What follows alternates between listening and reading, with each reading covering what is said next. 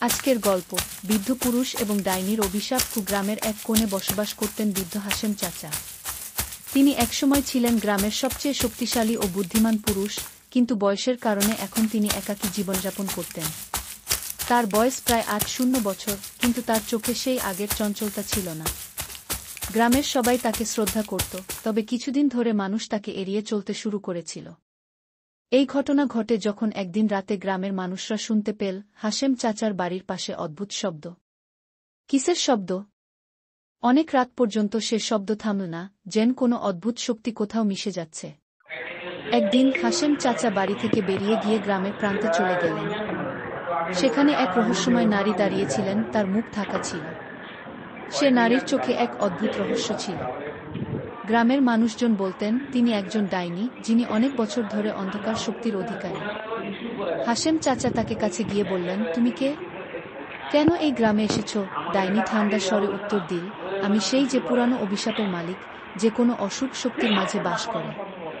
আর আমি তোমাকে এক ভয়ানক চুক্তি দিতে এসেছি গো। হাশেম চাচা বললেন, তুমি আমার কাছে কি চাইছ? ডাইনি হেসে বলল, তুমি যদি আমার চুক্তি মেনে চলো, তবে আমি তোমার জীবনের এক একটা দিন চুরিয়ে নেব। কিন্তু যদি তুমি আমার সামনে দাঁড়িয়ে প্রতিরোধ না করো, তবে আমি তোমার চিরকালীন শান্তি ছিনিয়ে নেব। হাশেম চাচা কিছুক্ষণ চুপ করে রইলেন, তারপর বললেন, তুমি আমাকে ভয় দেখাচ্ছ, কিন্তু আমি জানি তোমার মধ্যে কি শক্তি রয়েছে। তুমি যতই শক্তিশালী হও, তোমার মতো অসৎ শক্তি আমি কখনো মেনে নেব না। ঝি ডাইনি রেগে গর্জন করে বলল, তুমি এমন কিছু বলছো যা তুমি বুঝতে পারবে না।